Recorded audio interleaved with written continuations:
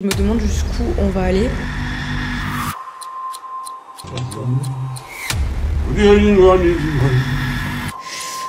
J'ai des frissons dans le dos.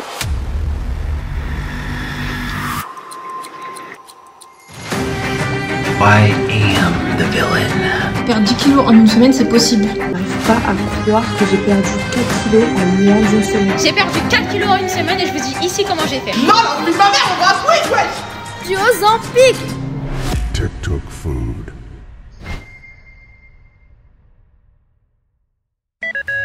C'est pas une nouveauté, mais la minceur est redevenue à la mode. La perte de poids et le fait de rester très mince. Mais malheureusement, la culture des troubles alimentaires, elle est devenue plus visible en ligne. Après, je veux aussi absolument parler du côté opposé, que ça soit la surconsommation, la suralimentation. Parce qu'on dirait que ces comportements, ils sont devenus tout à fait normaux et voire même glorifiés des fois. D'ailleurs, est-ce que vous avez remarqué que les mukbangs, ils deviennent de plus en plus écœurants?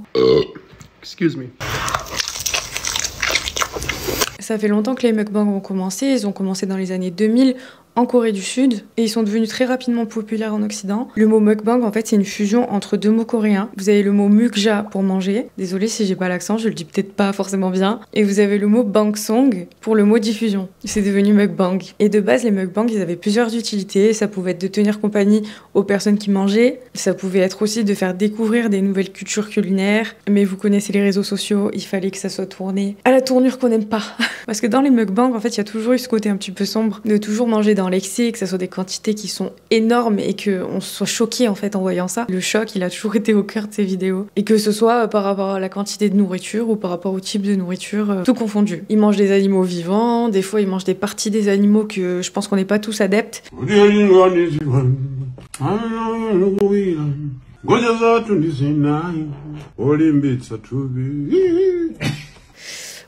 J'ai des frissons dans le dos et j'ai eu du mal à croire que je suis la seule que ça dérange. Mais avant, je pouvais trouver ça divertissant et ça pouvait être bien mis en place, c'était joli à regarder. J'avais moi-même créé une chaîne ASMR pour des mukbangs, clairement. Mais c'était au moins beau à voir, c'était pas forcément dégoûtant. Et je peux vous dire que c'est en grande partie, même on va dire à 90%, pourquoi j'ai pris 15 kilos. Voilà, la perte de poids, elle est là et ça veut dire que ça entache aussi sur la santé. Quand les Américains, ils ont mis le grappin sur ces concepts, ça a vraiment beaucoup changé le game. C'est devenu de la dégustation fast-food à tout va.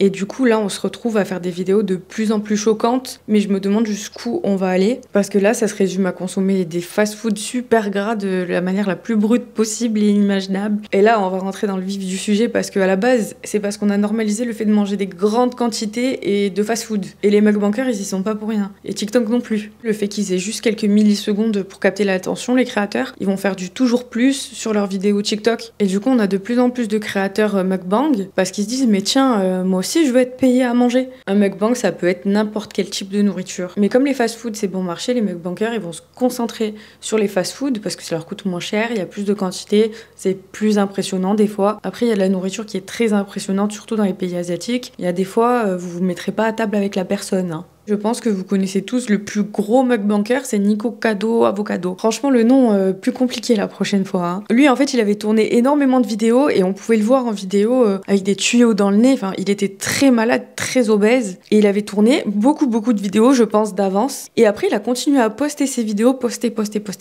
Mais ça devait être des anciennes vidéos. Et d'un coup, un jour, il a fait un comeback en disant regardez-moi maintenant. Et le mec, il avait perdu 90 kilos. Mais ça a affolé la toile. Vous imaginez le danger dans quoi il s'est mis. Le type, il était skinny de base. Il a pris 90 kilos, qu'il a perdu ensuite par la suite.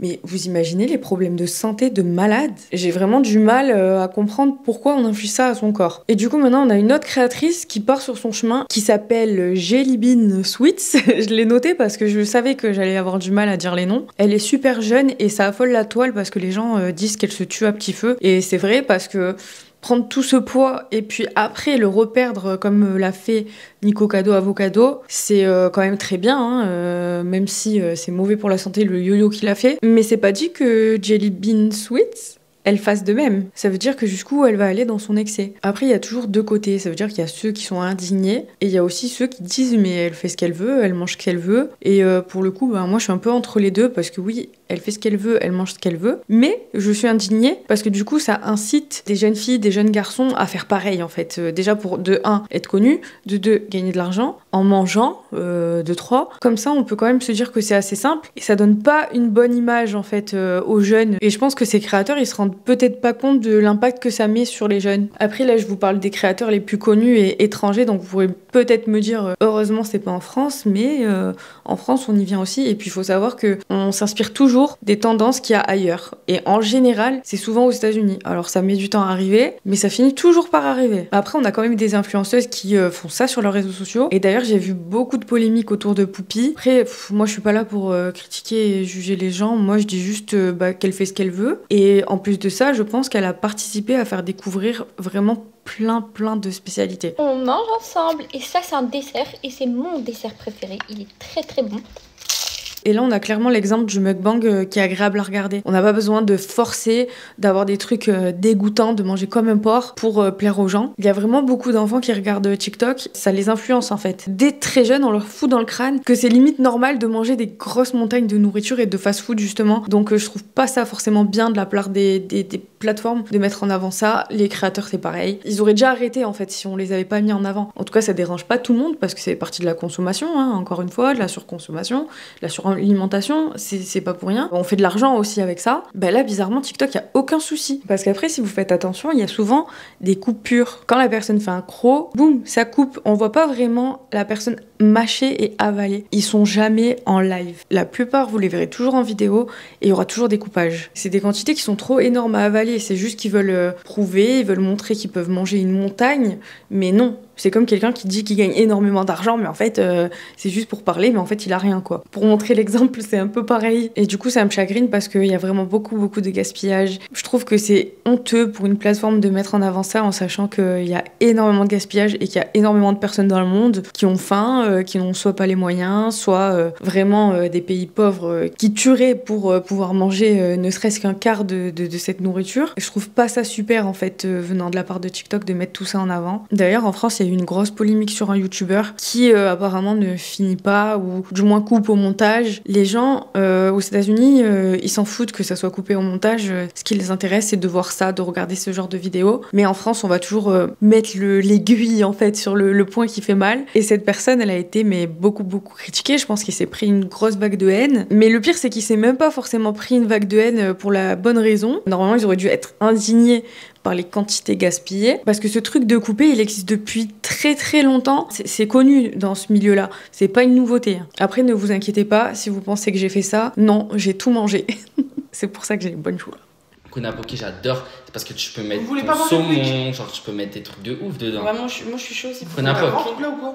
Kuna Poké. Allez. Bah, et quick. C'est pas mal. Kuna Poké. On y va. Non, la vie de ma mère, on va à quick, wesh.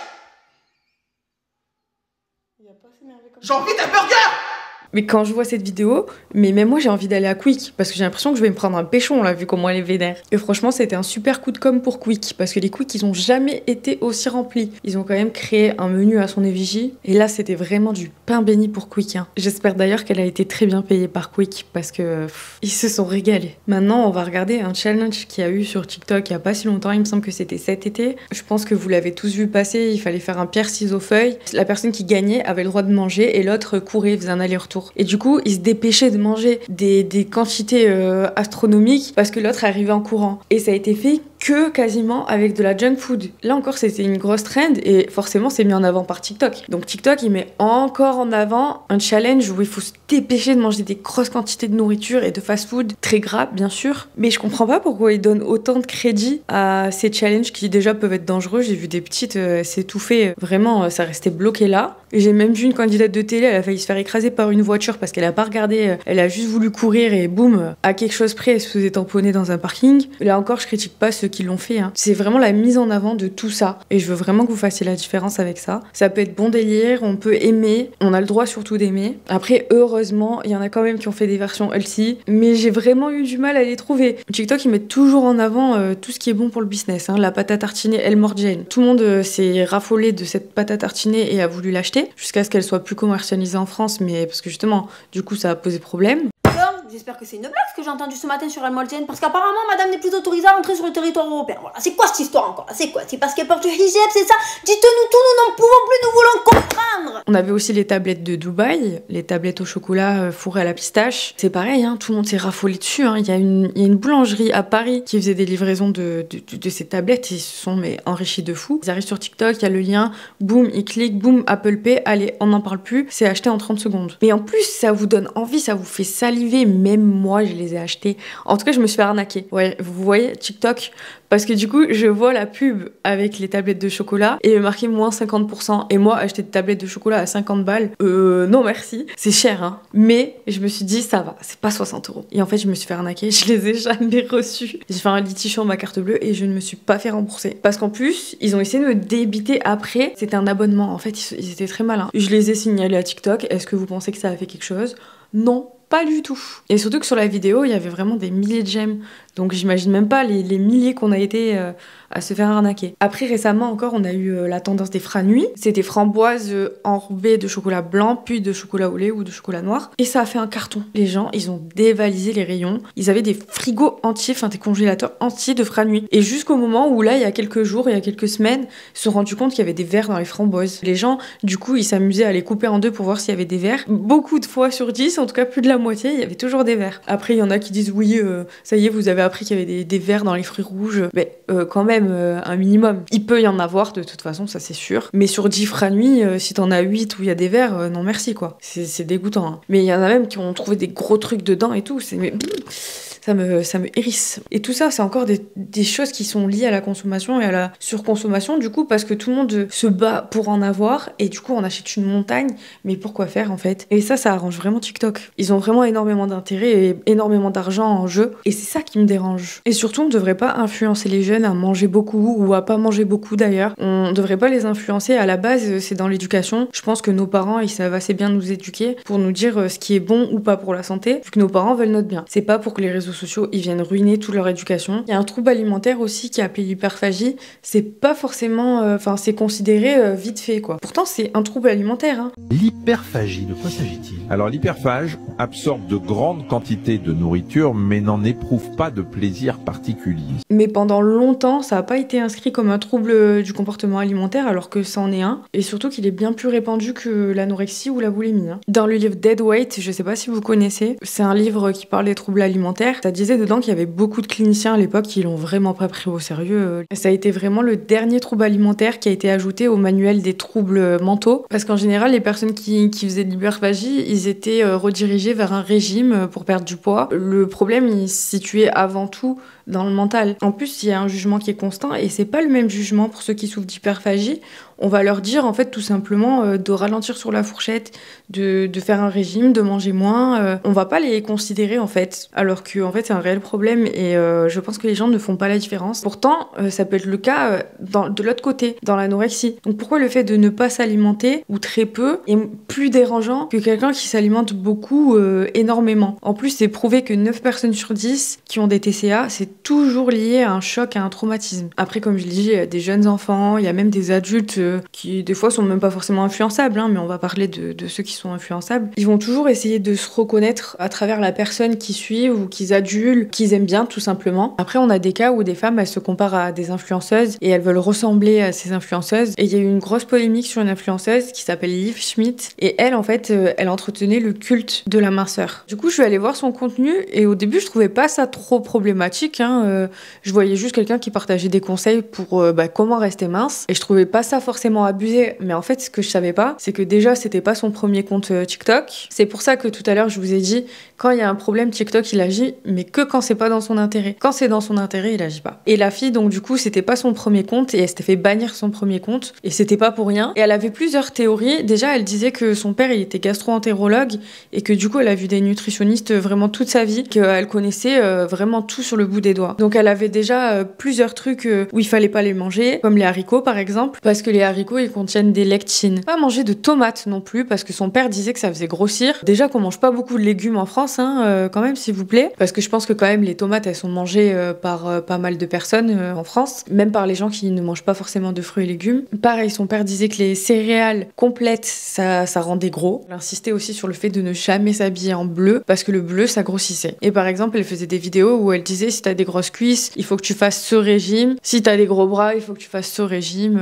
etc., etc. Et apparemment elle a eu des propos mais qui étaient vraiment scandaleux. Donc du coup, à force de se faire signaler son compte après qu'elle ait dit 10 000 dingueries, TikTok a décidé de la bannir. Elle avait 700 000 abonnés quand même, bonne communauté, et surtout ça s'est fait en très peu de temps. Ça a été très rapide son ascension. Donc ça veut dire que c'était des gens qui étaient vraiment super actifs sur son compte et qui étaient vraiment investis sur son compte. Après c'est pas forcément pour parler de son cas, mais c'est juste pour dire que le contenu qu'on regarde sur les réseaux sociaux, il est pas consommé partout pareil. Parce qu'on peut tous swiper et passer à une autre vidéo. On n'est pas tous pareils, et il y a de très jeunes filles qui du coup, dès très jeunes, on leur met dans la tête qu'il faut être mince et qu'il faut rester mince. Après, elle utilisait quand même le terme maigreur. Ça passe mieux à la limite en anglais, parce que nous, on fait la différence entre maigre et mince. On peut pas foutre dans le crâne à tout le monde, aux jeunes, même aux moins jeunes, et que ça soit même de l'autre côté, du côté des mukbangers. Ça englobe tout le monde. On peut pas leur mettre 10 000 vidéos, soit de fast-food super gras, et beaucoup de vidéos aussi, beaucoup de contenu de filles qui incitent à rester mince, parce que du coup, ça sera soit l'un soit l'autre. Ça veut dire que le juste milieu, il est où? Il y a des gens qui font des vidéos, heureusement, sur comment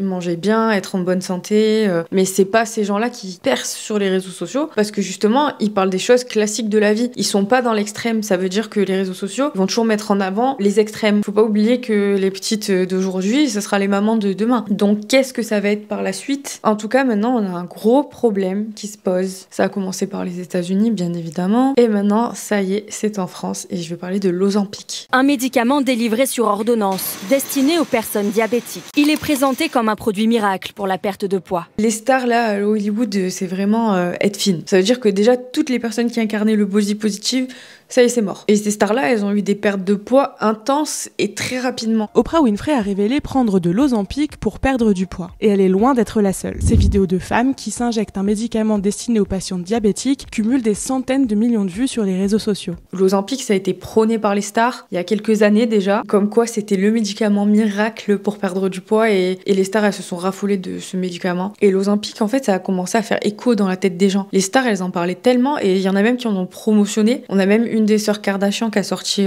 des gummies à l'Ozempic, enfin avec la molécule de l'Ozempic, mais en fait il y a rien dedans. Mais ça a fait un tollé parce que du coup les gens sont partis du principe que c'était de l'Ozempic. En réalité le dosage est trop faible, il me semble, et vraiment ça n'a aucun impact. En tout cas on en a beaucoup parlé, et il y a eu tellement de personnes qui ont partagé leurs résultats qu'ils ont eu en fait avec l'Ozempic. Il y avait des Françaises qui mettaient où je peux l'avoir, où je peux l'avoir, où je peux l'avoir. Enfin je me suis dit mais waouh, et dans toutes les langues les gens ils s'en raffolent. Manu était en surpoids, mais pas diabétique. Ça fait 1 semaine et demie que je prends Ozempic, j'ai perdu 7 kilos. Après, en France, je sais qu'on a la marque Ozempic, mais ce qui est le plus utilisé ici, c'est le Wegovy. Et il y a plein de groupes WhatsApp ou de canaux Telegram qui vendent justement l'Ozempic, enfin le Wegovy, que ce soit à l'étranger et qui vendent en France ou en France. Vraiment, si on veut en trouver, en tout cas, on en trouve. Mais à quel prix aussi? Sans compter le côté pécunier, c'est pareil. Tous les gens qui ont eu des problèmes de santé avec l'Ozempic. Mais s'il vous plaît, je vous en supplie, faites attention à votre santé. On peut se faire aider, on va avoir un nutritionniste, on peut aller faire du sport, on peut prendre un coach sportif, il y a vraiment plein de choses, ou un coach en nutrition, même sans dire nutritionniste. Il faut se faire aider si on n'arrive pas. Il faut vraiment être désespéré pour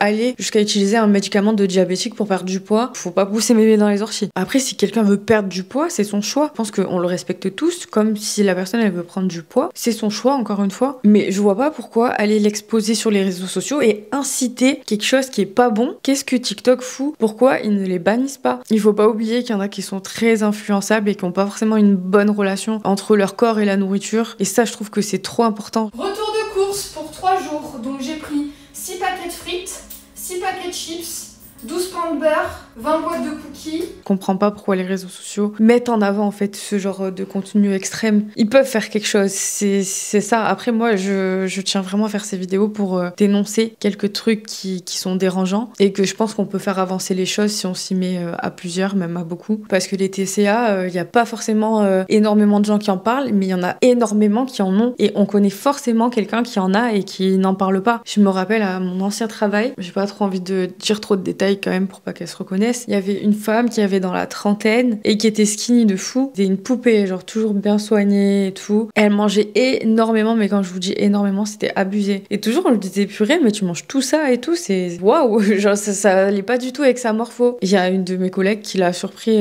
dans les toilettes, en fait, elle était en train de se faire vomir. C'est une femme qui était rayonnante, on n'aurait jamais imaginé, jamais pensé. Et au final, ben voilà, elle avait des TCA et bah elle en a jamais parlé. Après voilà, on était au travail, ça veut dire qu'on parle pas forcément de ces sujets-là. Mais j'imagine que c'est aussi le cas dans les familles ou dans les amitiés, on n'en parle pas forcément. Le plus important, c'est juste d'être bien et de se sentir bien. On n'a pas besoin d'être catégorisé de rond ou de fin d'ailleurs. On reste des êtres humains, comme quelqu'un de couleur blanche, quelqu'un de couleur noire, ça reste un être humain. Donc je trouve ça chiant en fait de toujours faire des catégorisations. Et je pense que la priorité c'est d'être en bonne santé et de se sentir bien surtout. Le corps il est important mais c'est pas tout. Il a pas besoin d'être sexy pour avoir de la valeur. Il y a des gens qui croient qu'on peut pas se détester pour s'aimer, mais c'est faux. Il y a certaines personnes, même beaucoup, qui se sont détestées pour par la suite pouvoir s'aimer. On a le cas très souvent avec des gens qui étaient en obésité morbide et qui se sont détestés, mais qui sont arrivés jusque là, donc ils se sont détestés toute cette période et après qui ont appris à s'aimer quand ils ont eu les résultats qu'ils voulaient. Après je trouve ça dingue de devoir se justifier à H24 pourquoi t'as perdu du poids, pourquoi t'as pris du poids, c'est abusé, qu'on soit une star ou pas d'ailleurs. Après bon, si on va pas bien en général on perd du poids, donc c'est possible que notre famille tout en bienveillance nous demande qu'est-ce qui va pas, nos amis aussi je pense aussi, mais il y a des gens ils se croient tout permis. Je pense que vous qui me regardez, on vous a sûrement une fois dans votre vie au moins fait une réflexion déplacée en mode de ah ouais t'as grossi et tout, ou ah t'as maigri, alors que c'est pas vos amis, c'est juste des gens vite fait comme ça ou des gens du travail. Les gens des fois ils ont vraiment toute leur aise. Du coup je finirai cette vidéo avec ces mots: soyez prudents, prenez soin de vous, parce que le plus important c'est de se sentir bien dans sa peau. Et surtout souvenez-vous que les contenus que vous consommez, ils peuvent finir par vous consommer vous-même. Je vous fais des bisous et je vous dis à dimanche pour une nouvelle vidéo.